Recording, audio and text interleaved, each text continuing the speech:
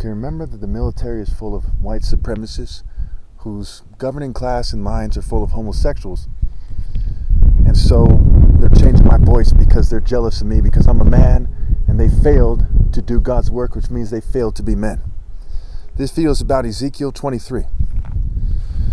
In it, you'll see the Assyrian warriors are described as being clothed in blue and the Babylonians being associated with red.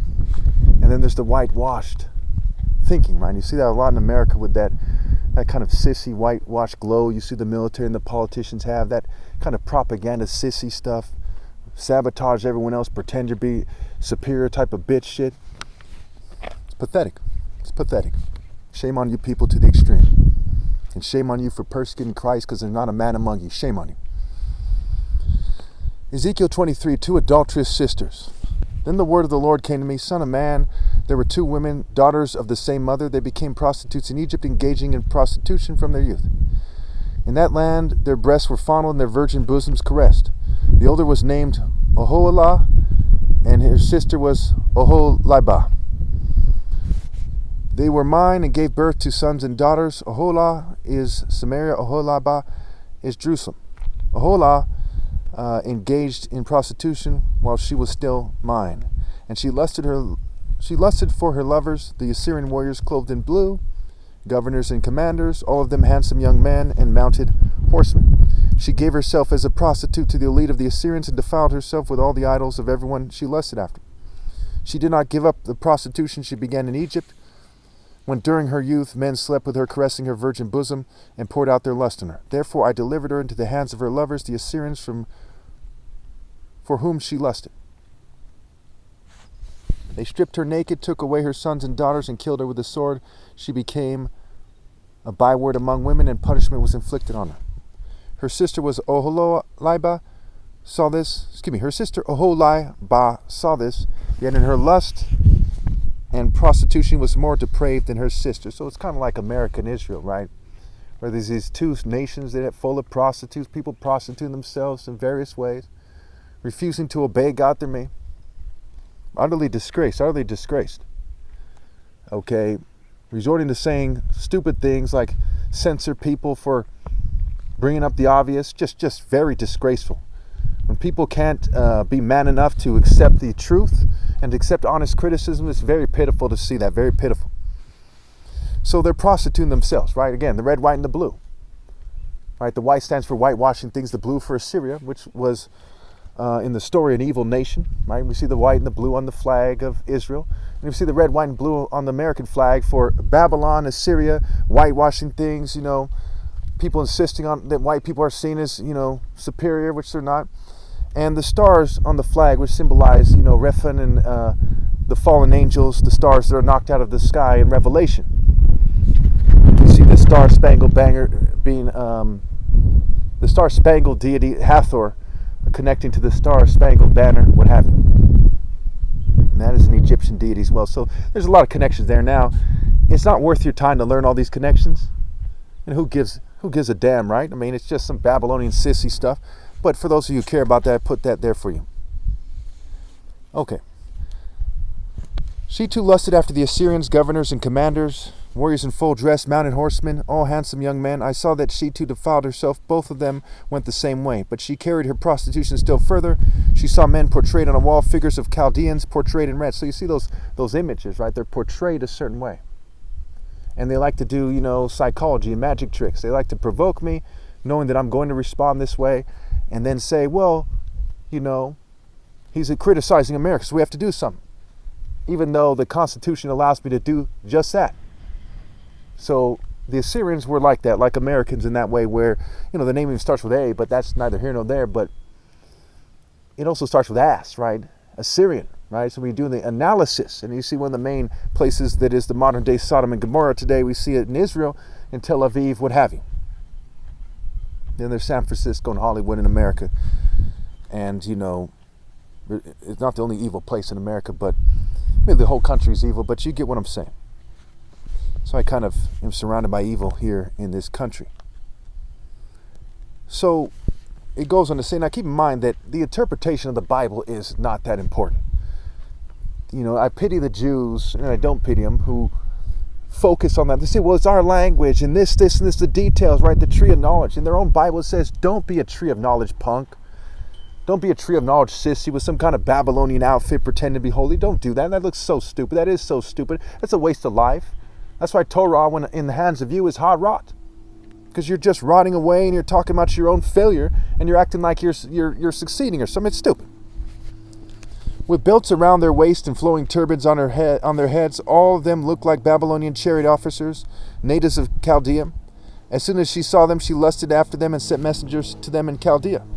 Then the Babylonians came to her to the bed of love, and in their lust they defiled her. After she had been defiled by them, she turned away from them in disgust. When she carried on her prostitution openly and exposed her naked body, I turned away from her in disgust, just as I had turned away from her sister. Yet she became more and more promiscuous, as she recalled the days of her youth when she was a prostitute in Egypt. So this chapter is a bit obnoxious, but it says something that's important, right? People are prostituting themselves in various ways. It's like here in America where you see all these gold diggers, and the high divorce rate. And they say, one second, they say there's a 50% divorce rate, and many sites repeat that. Then other times, we'll say it's not that high. One way or another, there's a lot of divorces, and they find out the hard way that these corporate scoundrels, these pretty boys, these punks, these ruffians in the military, all these people, they're bad people. They're bad people, but then you marry them, and then there's problems. And you end up in hell at the end of the marriage, even if you don't get a divorce. I mean, it's very stupid. So you lusted after them, whether you felt sexual desire, you lusted after their money and social status and financial stability, and they turned into a snake on you, and you turned into a snake on them. Okay, so it goes on to say something rather, strange, but it's what it says. Verse 20, there she lusted after her lovers whose genitals were like those of donkeys, and whose emission was like that of horses. You see the horses in Revelation? Okay, so your breeding cycles brought you down, right? I told you that the word seal was a play on words for see, lay, seal and deal, rhyme and reason, right? Last and last, what have you. For you're cut off. So you longed for the lewdness of your youth, where in Egypt your bosom was caressed and your young breasts fondled. Again, they draw a lot of parallels to the nation itself, but or they were caressed because of your young breasts. Therefore, O Holibah, this is what the sovereign Lord says: I will stir up your lovers against you, those you turned away from in disgust, and I will bring them against you out from every side. The Babylonians and all the Chaldeans, the men of Pekah and Shoah and Koah, and all the Assyrians with them, handsome young men, all of them governors and commanders, chariot officers and men of high rank, all mounted on horses. They will come against you with weapons, chariots and wagons, and with a throng of people. They will take up positions against you on every side with large and small shields and with helmets. I will turn you over to them for punishment, and they will punish you according to their standards. I will direct my jealous anger against you, and they will deal with you in fury.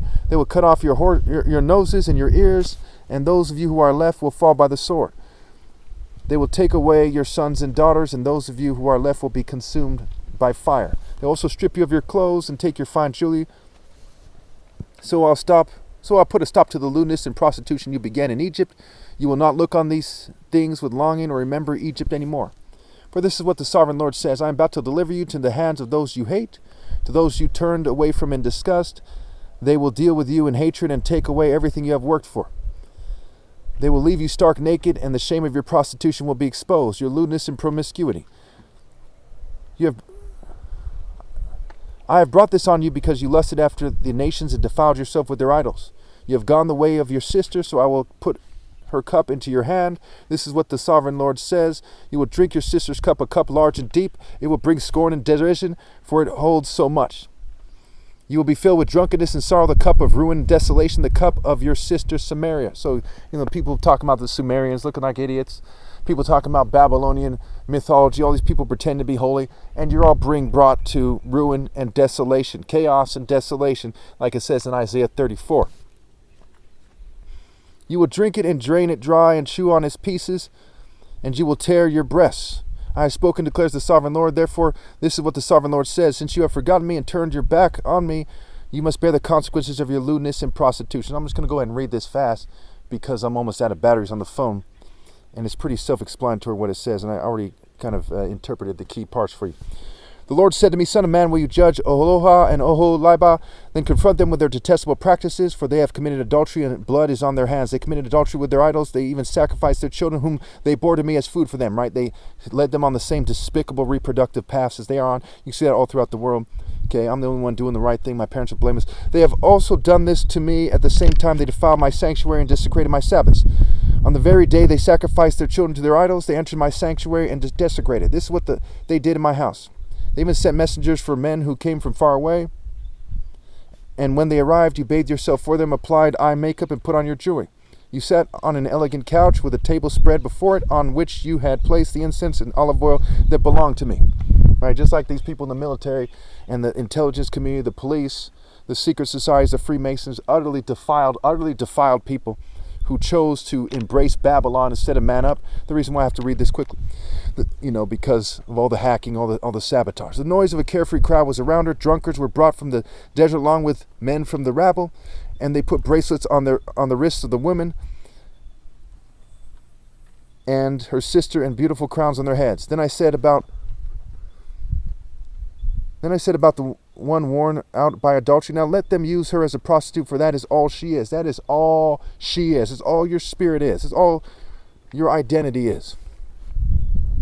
And they slept with her as men sleep with a prostitute, right? How are they marrying each other? How are they treating each other? Like a beast and a prostitute. They slept with those lewd women, Oholah and Oholibah. This is implications on Isaiah 30:30, mind you. But righteous judges will sentence them to the punishment of women who commit adultery and shed blood, because they are adulterous and blood is on their hands. See Matthew 3:6-10. This is what the sovereign Lord says. Bring a mob against them and give them over to terror and plunder. The mob will stone them and cut them down with their swords. They will kill their sons and daughters and burn down their houses, spiritually speaking. So I'll put an end to lewdness in the land, that all women may take warning and not imitate you. You will suffer the penalty for your lewdness and bear the consequences of your sins of adultery. Then you will know that I am the sovereign Lord. They will know, and they know right now, that they did not follow the path of God. Everyone who's aware of this case knows that I'm God's son. They know that the characteristics of the top martial artist ever possible is what God and God's son have, right? So those are the characteristics. They know from what the Black Panther is superimposed on. They know hints from Martin Luther King. They know for various reasons. And they know the things that they're following, the spirits that they're in, they aren't it. From America to China, the spirits that they're in are not the Spirit of God. Thank you.